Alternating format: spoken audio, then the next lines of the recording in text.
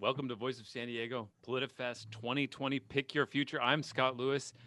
I'm the CEO and editor-in-chief at the Voice of San Diego. I am the host, but not the moderator of this discussion. I'm going to drop off in a second, but I got to make sure we understand a few things. In case you are not familiar with Voice of San Diego, we are a nonprofit investigative news organization. We're committed to holding public officials accountable and giving you the tools you may need to be advocates for progress and good government. So what that means is we listen to what people say, we make sense of it, and we find out the things that they do not want to say.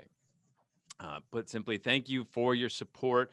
As a nonprofit, we depend on the thousands of members who donate and the sponsors who make this possible. I'd like to take a minute to recognize some of our sponsors. PolitiFest this year is made possible by them.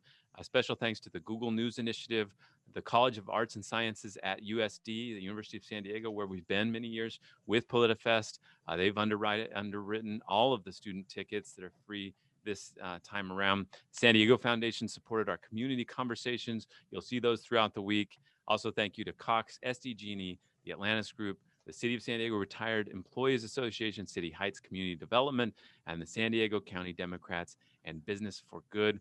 We've got so many different things going on, but traditionally our by far most popular discussion is this rundown that Jesse Marks and Sarah Libby are going to be doing of the state ballot propositions. So there are a lot of sessions, and we know you can't attend them all. And we know that some of you may want to watch a different political discussion going on in a different part of the world today. It's kind of a thing that is apparently a big deal around the country. If you somehow decide that that is something you would want to go do, that's okay. We will make these recordings available by noon tomorrow, the following day of every discussion. If you are signed up, you'll be able to do that. You can also use the online event guide at CVent to connect with other attendees and learn about speakers and sponsors. And make sure to get your VOSD mug or drinking glass. Click the link in the chat to order now. That's VOSD.org/mug, VOSD.org/glass cup. Okay, put your questions in the comment Q&A box, and I'll take a look at those. I'm only supposed to look for the really good ones, so make them really good. And as a reminder, everyone's camera and mic, except for the moderator and panelists, is turned off and muted, so we can only hear you through the textual thing there. So looking forward to this. I'm very excited about this. I'm going to get off of here and turn it over. Sarah, you want to talk for a minute before we bring the screen up? Yeah. Okay. Great. Well, thank you everybody for joining us. Like Scott said, obviously this is the most important political discussion happening tonight. So thanks for being here with me and Jesse. So let's do a little bit of housekeeping to start. We're going to be going over the state ballot measures in this session. There are no countywide ballot measures in San Diego this time around, but there are City of San Diego measures and some lesser school districts and water districts and fire districts and things like that. And one handy way to tell which is the state measures all begin with proposition, and those more local measures begin with measure. So if you hear about measure B, C, D, those are likely City of San Diego or something else that's local to you.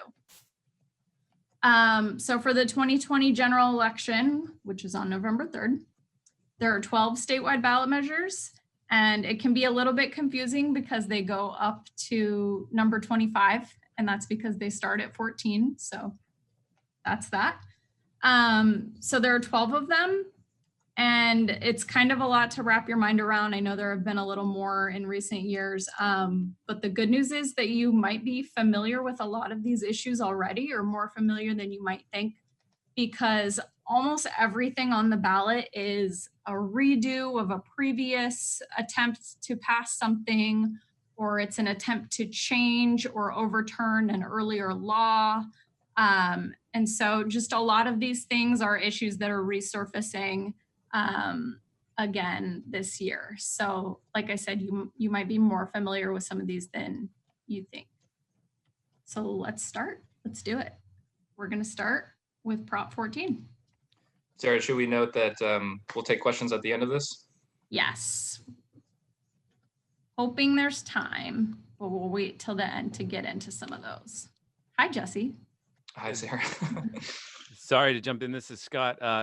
Julianne, you need to give me the permission to screen share, host disabled participant screen share. Sorry for the awkwardness. We're still getting in, some things.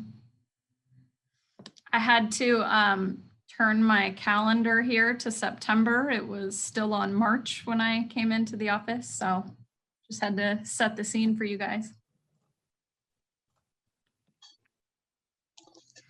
You're all set.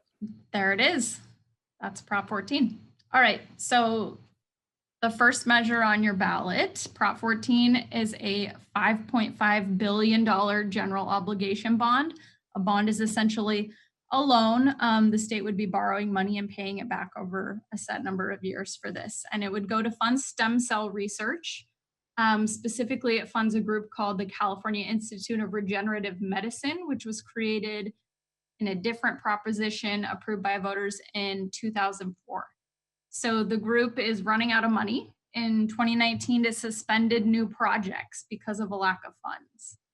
Some of the funds from the new bond money, if this passes, would be dedicated to specific things. So one portion would be set aside for research and therapies for neurological conditions, specifically things like Alzheimer's, Parkinson's, dementia. And then the measure would also make changes to this institute's Citizen Oversight Committee, which was set up the last time around when this was first approved. And it would add new members to that group, and it would create a new working group focused on access to treatment and cures. The bond payments for this would come from the state's general fund, and it would add up to about $260 million a year for 30 years. Supporters say that the group's existing work has generated new treatments and jobs, and that there's hope that further research could improve people's quality of life. Supporters include the UC Board of Regents. So the UC system would be a big beneficiary, the primary beneficiary of these funds, because that's where most of the research takes place. Governor Gavin Newsom supports this one, as well as several patient advocacy groups and medical institutions. So Jesse's going to go through what the opponents say. So for each of these measures, we're just going to run through a brief overview of what it would do, what supporters want you to know, and what opponents want you to know, and who some of those groups include. Okay, so a couple things that are worth knowing right off the bat about the Institute for Regenerative Medicine, term that obviously just rolls off the tongue. First, it's worth understanding that it was initially funded at a time in which Congress had blocked federal funding for stem cell research. So California made the decision to set out on its own, but now that's no longer the case, which is why we're here. The agency has also dealt with conflict of interest issues over the years, as opponents have long claimed that the Oversight Committee's representatives, because they're eligible for grant money, pose a potential conflict. So they've called the integrity of the whole process into question. It's also worth noting that there are standard arguments in this debate over new bond debt and financing, particularly because of COVID at the moment. So opponents have raised the issue of whether or not this is the time to be taking on more debt. There aren't many registered opponents to this ballot measure, but we have found opposition coming from the Center for Genetics and Society, as well as the editorial boards of the OC Register, the San Jose Mercury News, as well as the Bakersfield Californian. They've all urged no votes on this one. So that does it for Prop 14. Let's move over to Prop 15 now. This one, as Sarah mentioned earlier, might sound familiar to you, but there are a couple of things that are worth understanding. It's a constitutional amendment because it's seeking to change an earlier constitutional amendment, which is the infamous Prop 13. So Prop 15 deals with Prop 13. And the original Prop 13, which was approved decades ago, had famously set property taxes based on a property's purchase price instead of its current market value. And it also put a cap on future increases to those taxes. So Prop 15, which is what we're voting on this time around, would not touch residential properties at all. And that's important to understand. But it would require businesses and industrial properties, with certain exceptions, to pay based on market value. since it would create one standard for residential property taxes and another standard for businesses and for industrial taxes. It's often referred to as a split roll tax, and you'll probably hear that a lot in this debate if you're following it or if you see any of the literature on it that comes to your house. Exemptions include anything that's zoned as agricultural property. That's worth keeping in mind, as well as properties where the business owner has less than $3 million in holdings in the state of California. The Legislative Analyst's Office, which is a nonpartisan state entity, estimates that this one would generate between $8 billion and $12 billion a year in tax revenue. So of course, the major beneficiaries for that reason would be local public schools as well as local governments.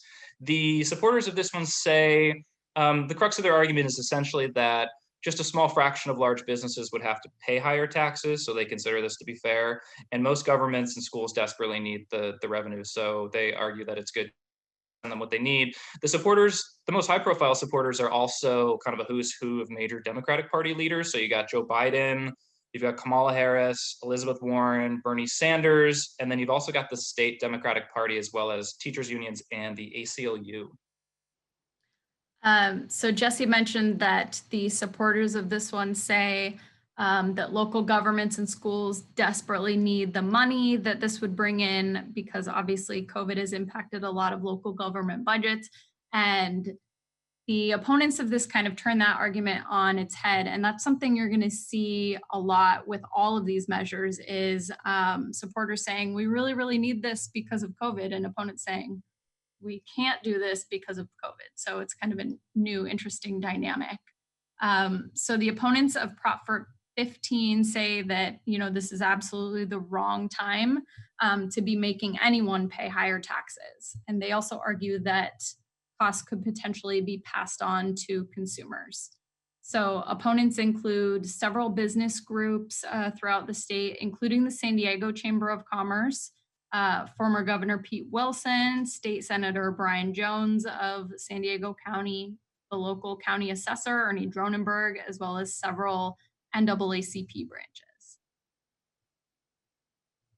All right, I'm going to move on to Prop 16. Sorry about the slides, doing what we can.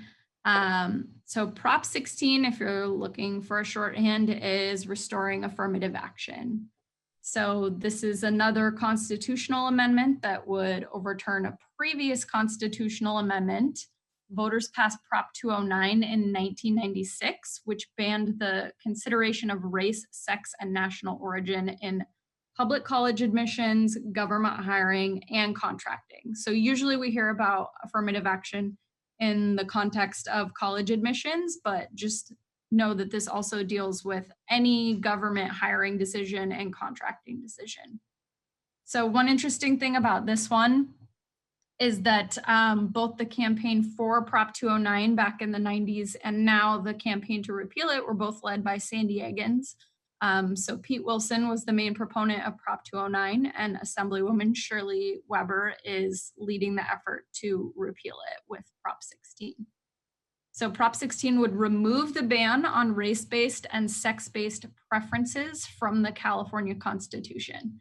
So the state and federal constitutions both already ban discrimination on the basis of race and sex. So this would really only deal with preference on the basis of race and sex. So what does preference mean? Courts have ruled that pure racial quotas or race-based point systems in college admissions are unconstitutional, but they have said that considering race as part of a holistic review that considers it as one of many factors, as long as it's going to achieve a really compelling goal, such as a diverse student body, those are allowed. So supporters say that mandating a colorblind system ignores the fact that racism exists. And they also believe that governments should be able to seek out certain people. For example, if a school is in a neighborhood with a large Latino population, they think they should be able to recruit Latino teachers for the classroom, and that right now that they can't do that. They also say that in the 25 years since Prop 209's been in place, disparities have deepened, which proves that these policies harm women and minorities. So Supporters for this one are mostly Democrats, a lot of prominent Democrats, but it's important to note that it also includes San Diego Mayor Kevin Faulconer. Other supporters include Senators Dianne Feinstein and Kamala Harris, Lorena Gonzalez and Shirley Weber, and the ACLU and the UC Board of Regents. Again, this would deal with college admissions.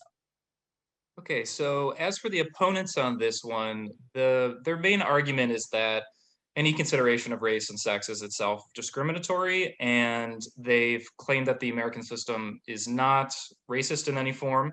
They've also argued that upper middle class Latino and Black Californians will receive all the advantages of this change in the law while doing nothing to recruit new students from economically disadvantaged and working class communities, which is the root of the problem, they say.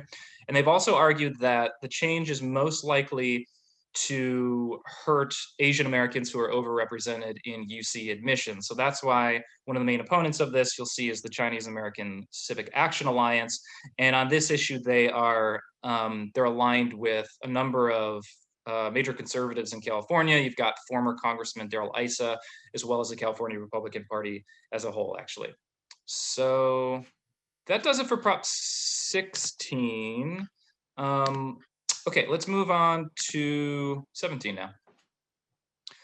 So 17 is one of the easiest to understand because it does something very simply, which would allow people who are on parole to vote.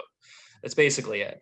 California is one of the few states in the country to require people to complete both their prison as well as their parole sentences before they regain the right to vote. So this measure was placed on the ballot by the legislature, and that's also important to note, which means that a group didn't actually collect signatures for it, which is costly.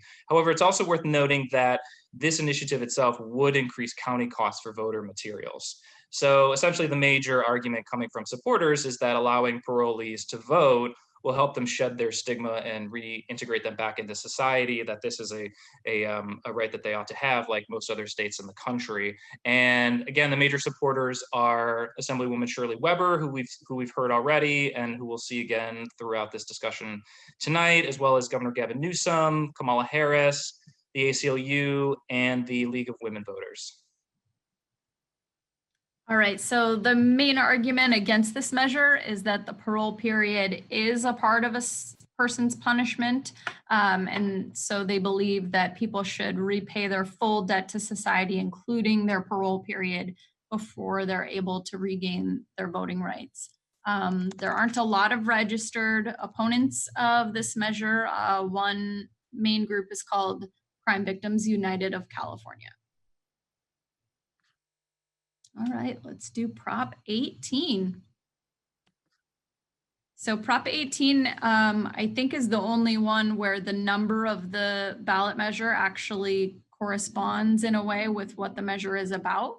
So Prop 18 would allow some 17-year-olds who will be 18 by the time of the general election to vote in the primary. So for example, my birthday is in June. I wouldn't be 18 in March when the primary is happening, but I would be 18 by the time of the general, so I'd be able to vote in both. This one again was placed on the ballot by the legislature. 19 states and the District of Columbia allow 17-year-olds to vote if they'll be 18 by the general election. And like the previous measure, because this would expand the number of people who are able to vote, it would increase costs for counties to provide voting materials. And supporters say that 18-year-olds will be more informed and engaged if they're allowed to participate in the associated primary. And excuse me, they also say that many of them already have jobs and pay taxes and therefore should be allowed to weigh in on some of these issues. Supporters include Secretary of State Alex Padilla and the League of Conservation Voters. So as for the opponents on this one, they make the argument that 17-year-olds are still kids and their brains aren't fully developed, which means that they might be improperly influenced by teachers or parents to vote a certain way. The major opponents on this one include the Howard Jarvis Taxpayers Association, which actually, side note, was instrumental in passing the original Prop 13, but also against Prop 18 this time around is the Election Integrity Project of California. Okay, so we're making good time. Let's move on to Prop 19. Okay, so so this one is a bit convoluted and hard to understand, and that's obviously bad news. But the good news is that you might already actually understand this one because you voted on something that was very similar just a couple of years ago. And if it hasn't been clear to you already, it certainly will be clear by the end of this discussion that the realtors in California really, really, really want this one to pass. So let's walk through it. So Prop 9, we mentioned this during the discussion of Proposition 15, that under the state's current rules, property taxes are based on a home's value at the time it was purchased, not at its current value. So this initiative, which is Prop 19, would let Californians who are 55 years and older, as well as a few other narrow groups of people like wildfire victims in certain circumstances, they'd be able to buy a new home anywhere in the state and still retain their low taxes. So to fund this tax break, it would also do something else really important that we're calling the Dillon adjustment. He is our former colleague and our friend who works for the Los Angeles Times now. And thanks to him, he reported recently that because of Proposition 13, which again was this thing that we talked about, it was approved several decades ago, because of Prop 13 and the limitations it put on property taxes, people who inherit property from family members also inherit those really low tax rates, even if they don't live in the properties themselves and instead want to rent it out on Airbnb for a bunch of money.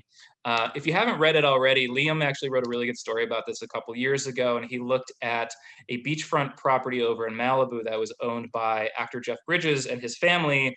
And the home itself was valued at $6.8 million, yet the family only paid $5,700 in taxes in 2017, and they were able to rent it out for $15,000 a month. So think of it this way. Essentially, Prop 19 would end the property tax break for people who inherit property but don't actually live there and continue to make money off of it. Most of the new revenues and savings from this measure would be put into two new funds. One of them would help with fire suppression, and the other one would be reimbursement to counties that lose money as a result of this change through the proposition. Closing the inheritance tax break could generate billions of dollars, again, for schools and local governments. And that's one of the main arguments from supporters on this one. They've also argued that it would incentivize seniors to downsize, freeing up housing stock, which is badly needed in California. So obviously the realtors, as I mentioned earlier, are pretty jazzed up about this. Realtor groups, we tallied, had put nearly $20 million into support for this measure. But you've also got firefighter groups. You got Governor Gavin Newsom again, and the California Democratic Party is also on board. So I saw other people referring to what we're calling the Liam Dillon adjustment as the Lebowski loophole. So they're both good. I like the Liam Dillon adjustment, but because of that Jeff Bridges example, so I thought that was pretty good. Liam abides. Yeah. So opponents of this one say that it's simply a giveaway to realtors. Jesse mentioned they've, tried this in 2018 and they're back again with this one and have put several $1 million into passing it. And they also argue that people shouldn't be penalized for how they choose to use their inherited property. The main opponent of this one is the Howard Jarvis Taxpayers Association. You'll notice they tend to oppose things that deal with taxes. I think we are going to do a poll.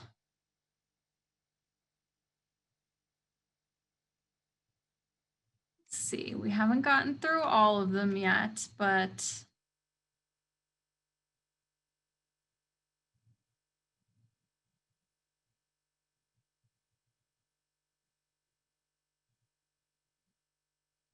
interesting.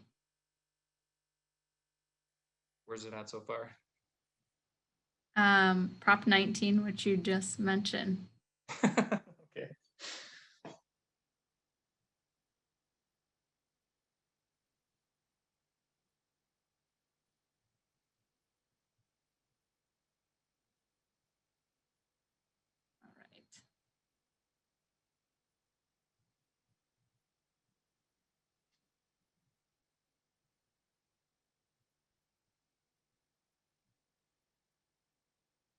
All right. All right.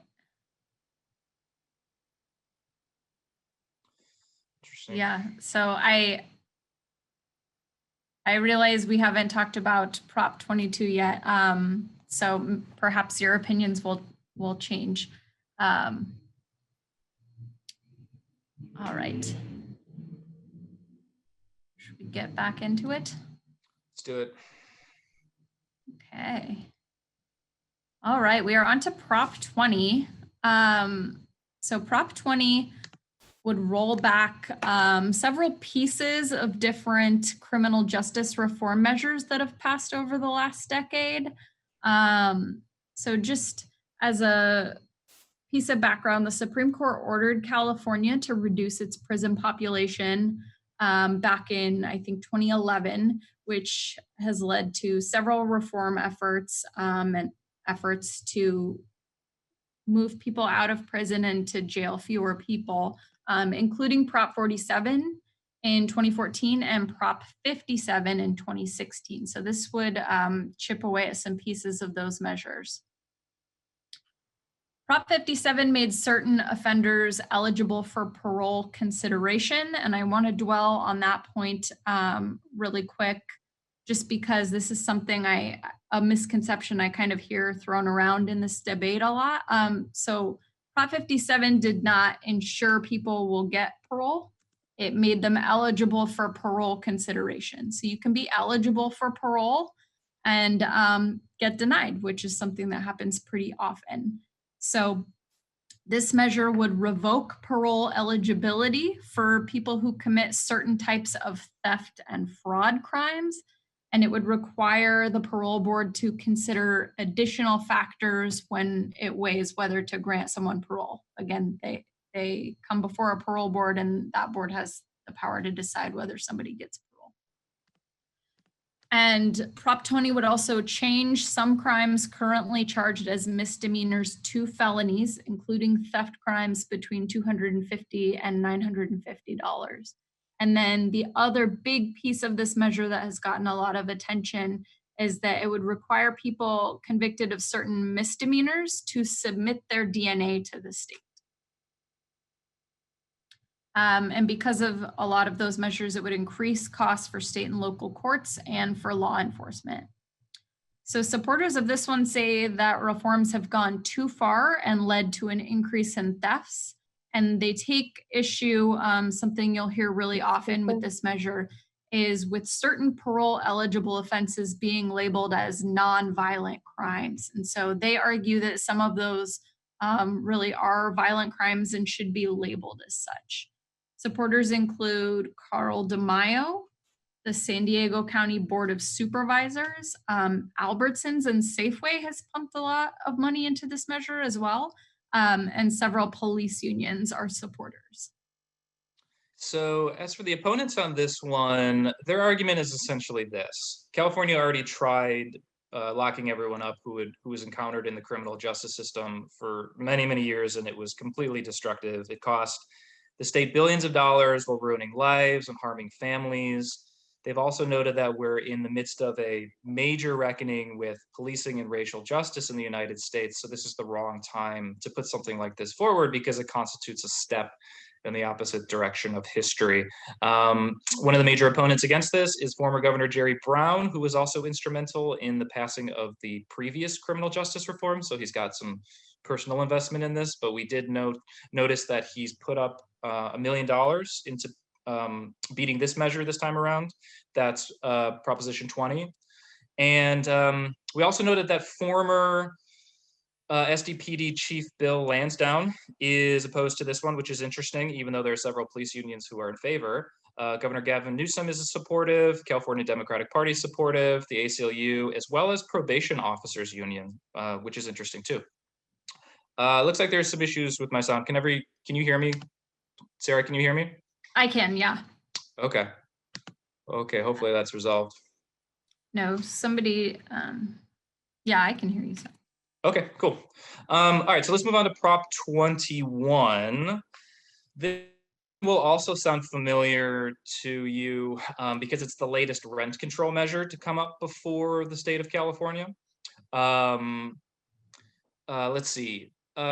So currently cities aren't allowed to enact their own rent control measures, and that's important to understand because of the Costa-Hawkins Act. This would replace that law and give cities the option to enact their own laws. So that's a very important point to make on this one, is that if Prop 21 passes, no cities would actually be required to do anything. It just gives you the option to pass your own rent control measure after that. But there are a couple of important caveats that we want to note. And one is that cities would be allowed to apply rent control measures to properties over 15 years old, and that landlords who own no more than 2 small properties would be exempt from it. It's also worth noting that cities, as well as the state, could lose tens of millions of dollars per year because landlords would pay less in property taxes. So there's a trade-off here.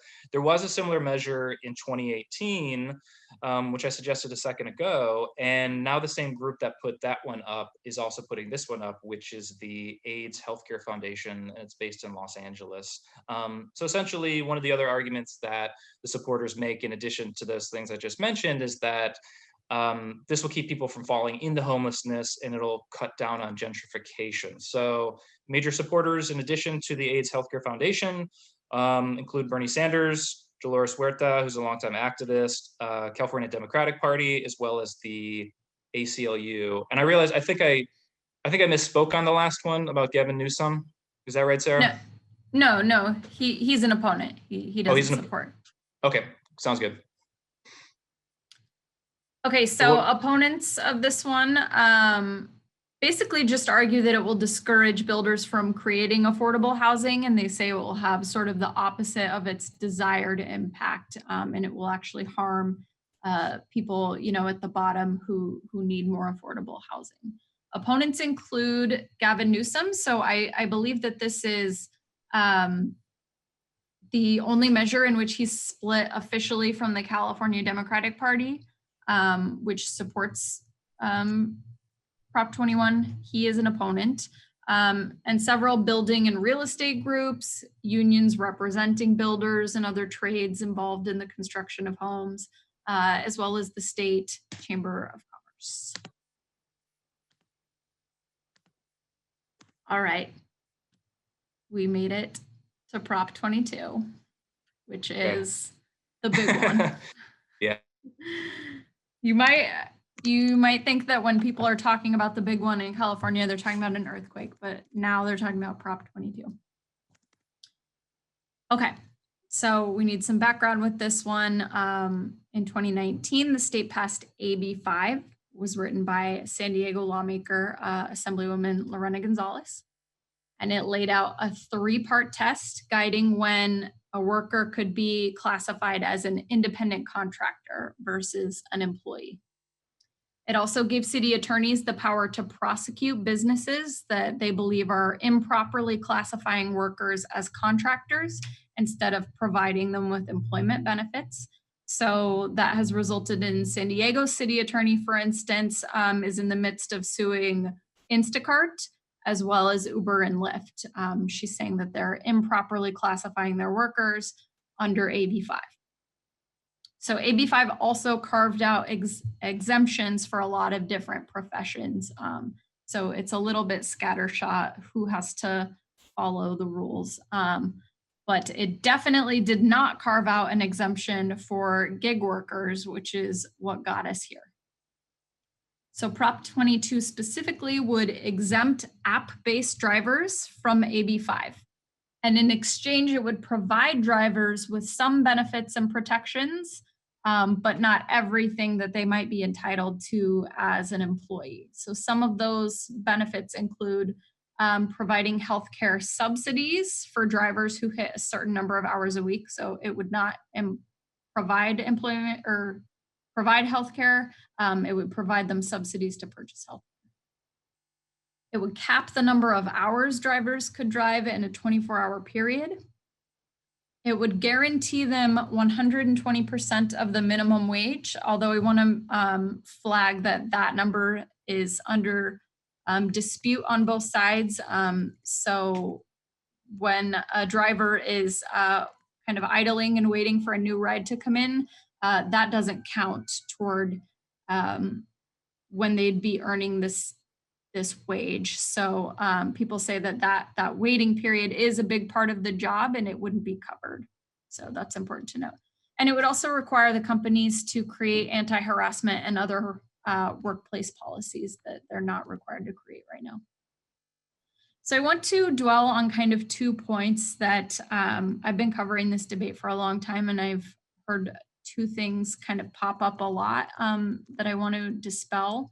I actually went back and looked at the Uber CEO's big New York Times op-ed recently, where he argues in favor of Prop 22 and just in general their company, and he repeated these misconceptions, within a couple sentences of each other. So I wanted to flag them.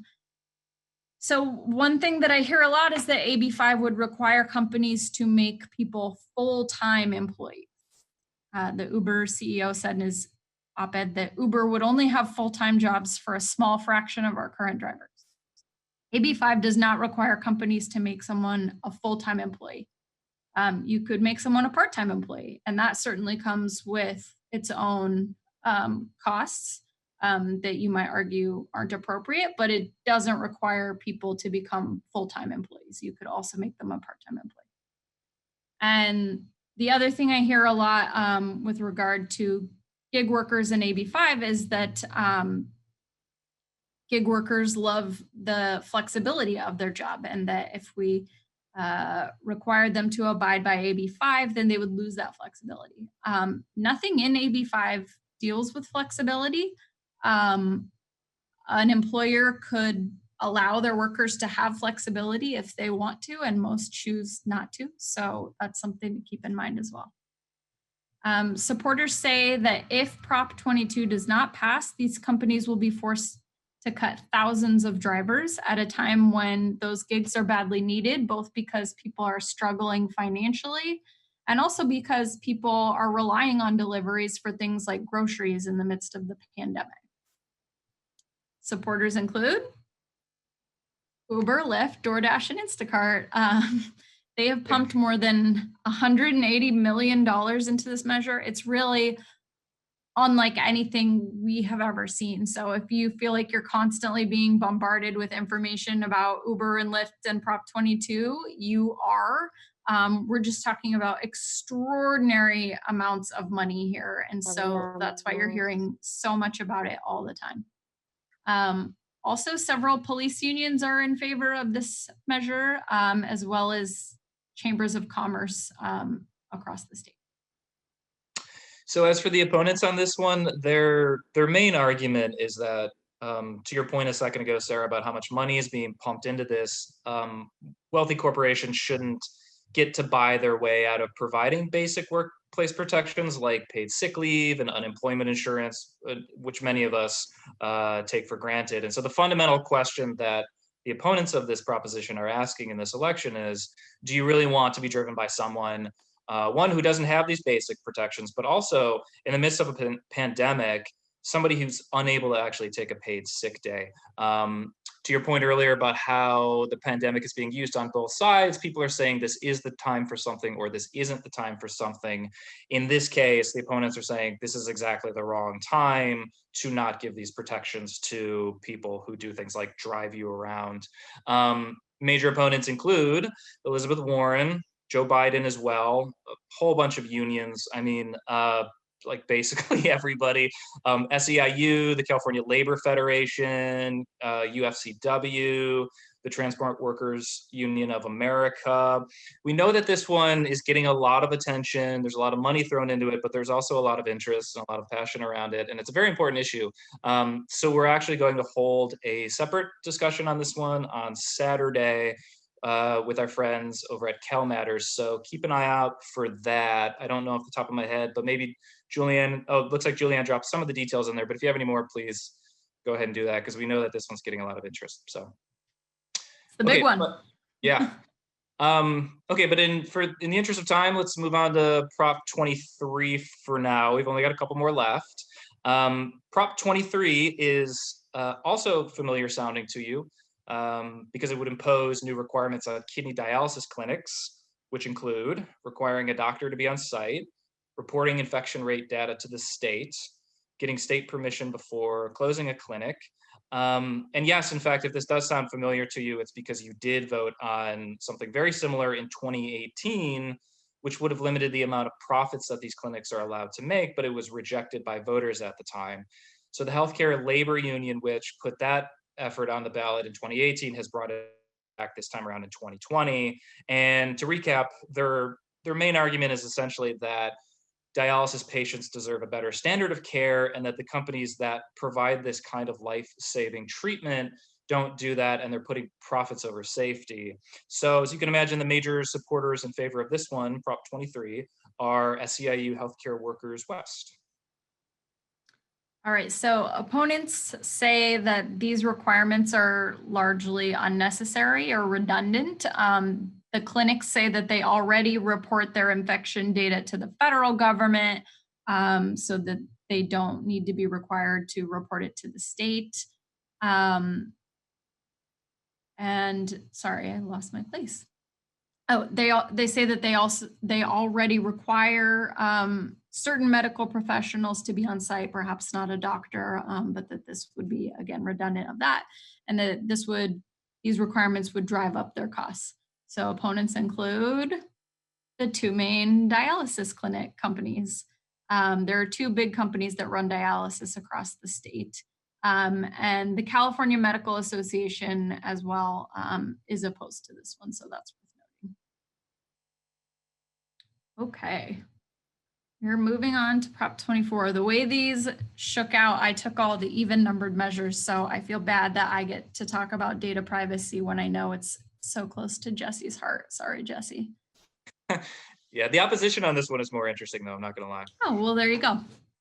Worked out nice. So this was something that you were going to vote on in 2018, but didn't, because the real estate developer, his name is Alistair McTaggart, who was behind the measure, ended up striking a compromise with state lawmakers, and that resulted in a big landmark data privacy law that was passed in 2018. So this measure is also backed by Alistair McTaggart, and it kind of builds on that new state law. So one thing that is important to kind of get across with this measure is that it has a lot of parts and components. And so that's sort of true of all of these. If you're particularly interested in one of them, I recommend reading the measure in its entirety, but that's really, really true of this one. I want to highlight a few basics of what it would do, but emphasize that it would do a lot. So if you're really interested in this one, it's worth reading in full. So some of those things that it would do include strengthening penalties against businesses that violate the privacy rights of minors. It would let consumers prevent businesses from sharing their personal info, and it would also limit the use of what's called sensitive personal info. So you might think all of your personal information is sensitive, but some of it is more sensitive, and it includes things like your health and medical data or your precise geographic location. So this would let you protect that a little more intensely. It would also establish a new state agency that would deal with privacy and data protection. But it would also reduce the number of businesses that have to comply with the law. So that kind of gives you a sense of why it's important to read a lot of these. Is a lot of these would strengthen protections, but then some of them also kind of go in the other direction, like lessening the number of businesses that have to comply. So supporters say that the existing law, the one that passed in 2018, doesn't have enough enforcement power. It doesn't have enough teeth. So that this would give customers more control over their most sensitive personal information. Supporters include Alistair McTaggart, the person responsible for putting it on the ballot, as well as Andrew Yang, the former presidential candidate, and the group Consumer Watchdog.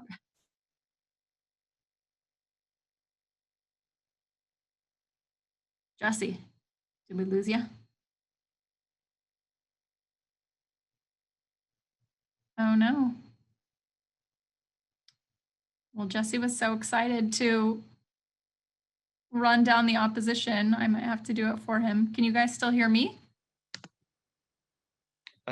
I think I'm back. Sorry, I got dropped. Good. Welcome. Were you just like so excited about data privacy that your computer exploded? Yeah, no, yes, my router actually literally just sparked and it flamed. Okay, so I'll start over. So I think the opposition to this one, Prop 24, is really, really interesting. And that because the opponents who were very skeptical in 2018 of this effort going through the legislature are now saying that the California Consumer Privacy Act of 2018 should be allowed to play out, and that we should allow lawmakers to take the first shot at fixing or strengthening it. They have also noted that there's no broad coalition, no broad privacy coalition that's actually supporting this effort. And they've also pointed out that many of the big tech companies are conspicuously silent on this, which is really interesting because it would affect them. Those major opponents include the ACLU, Public Citizen, the League of Women. And we also wanted to flag for you the fact that the Electronic Frontier Foundation, which is a leading source of data privacy information in the state of California, it's based up in San Francisco, they've decided to remain neutral on this one. And essentially what they've said is that the measure contains several steps forward as well as several steps back.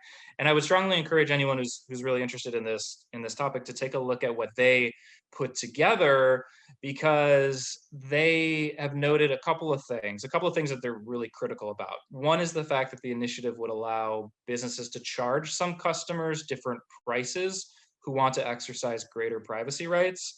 And they've also argued that Prop 24 would expand the power of businesses to refuse a consumer's request to delete their data if the business believes that data retention would help ensure security and integrity. So again, to Sarah's point earlier, follow up on that one if you're interested in it, read it, or at least see what the EFF has to say. Okay, one left. We're on Prop 25. So Prop 25, a really interesting one. So this would essentially make California the first state to swap cash bail for an algorithm to assess a criminal suspect's risk level. When someone is jailed as a suspect in a crime, they generally pay a cash bond to be released before their trial, and then that money is paid back to them once the trial is complete. In 2018, however, state lawmakers passed and Governor Jerry Brown signed into law a bill that replaces the cash bail system with a new system to assess whether someone is likely to flee before trial. So in this case, this time around, Proposition 25, a group of bail businesses have formed to create a coalition that would place a referendum on the ballot to overturn that law. So a little bit convoluted, but I think the way to think of this is that a yes vote on Prop 25 would uphold the original contested legislation, which itself replaced cash bail with risk assessments for detained suspects awaiting trial. So essentially the argument from supporters on this one is that people accused of small-scale crimes can languish in jail simply because they can't afford to pay, while the wealthy can easily pay their way out. And they also argue that the efforts of the bail bond group behind this measure just goes to show that they only care about money. Some major names that you would recognize: Governor Gavin Newsom is supportive of Prop 25, the California Democratic Party as a whole, the California Medical Association, League of Women Voters, and then you also have a couple of local supporters as well. State Senator Tony Atkins, Assemblyman Todd Gloria, and Assemblywoman Lorena Gonzalez. So opposition to this one is kind of interesting, but because it spans both sides of the aisle. So there are two very different arguments against this measure. One is from a more conservative viewpoint that argues that the algorithm system isn't any better than the current cash bond system, but it could be more costly, and it could also lead to more people going free before their trial and then going on to commit more crimes. And then the other side of the opposition argues that big data can be just as racist as the current system, and this algorithm could eventually lead to racist outcomes and be manipulated. So Again, the opponents are kind of all over the map. They include the Orange County Board of Supervisors, the American Bail Coalition, the California Peace Officers Association, which is a police group, and the California State Conference of the NAACP. Yeah, so that's the rundown of all the measures. I do think that we're going to do an ending poll. Do we have that teed up?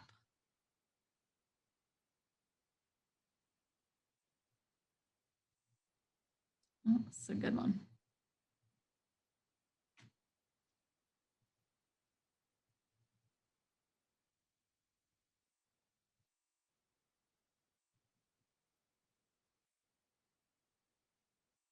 How you doing, Jesse? I'm good. It looks like we got a lot of questions on Prop, which one, 15 or 19? 19 as well. The two tax measures. Yeah, seems like that's where most of the interest is. Yeah, great job, guys. There's a lot of questions on Prop 15 and 19 and 22. Some thinking about that. So on 19, there was one I didn't quite know the answer to, but I think I do. So that's never stopped me before, right? Let me see if I can pull it up. So this was from Barbara Mandel. She said, on Prop 19, would a person inheriting a property get to retain the step-up basis for when they eventually sell a property, or would they be paying taxes upon sale based on the original purchase price? So I think what she's saying, the answer is that no, they don't, unless they live there, right? If they live there, they can keep the tax basis. Yeah, so the first piece of it is if people are moving, and if they move to a property that is equal or lesser value of their current place, you know, to encourage downsizing, then they take the break with them. And then the other piece of it is the inheritance, which if you prove that you live in the property that you've inherited, then you also inherit that lower tax rate. Got it. And I think it's important to remember what we're talking about is the rate is actually constant. What we're talking about is the assessment of the property, and thus like how much it's being, how much tax you're paying is based on what the property value is being measured at. It's not like it's not a lower rate necessarily. It's that the property is not being valued at what might be its market price. Right. There was a question we answered, I think, but if anybody else was interested, this was about Proposition 15 and when it would be phased in. Jesse, you said it wouldn't be, that wouldn't start until 2023. And what I saw online was that the legislature actually would be mandated to come up with exactly how it would be implemented. Yes. Exactly. Yeah. Fiscal year 2023, to be clear. So we're talking about the middle of the year. And that other measure, the other tax measure, Prop 19, would also be phased in incrementally as well. So it wouldn't all happen right away. Okay. Well, we're getting some feedback on our sound. It sounded okay for me, but I appreciate the feedback on that and anything else you might have about what is of interest to you. Jesse and Sarah, anything else that came to mind you wanted to make sure to tie off? I don't think so. I know they're kind of confusing, but they're doable. You guys can do it. or if you don't understand it, vote no. That's usually good advice. Yeah. Yes, our friends at Cal Matters will be having a debate about Proposition 22, in particular, the future of work and how that's going to be impacted. I think that should be fascinating. Lorena Gonzalez, who codified that court decision into law with AB 5, is going to defend that and oppose Proposition 22. And looks like they've got a radio talk show host to come up against her. Also a member of LULAC. So should be an interesting discussion.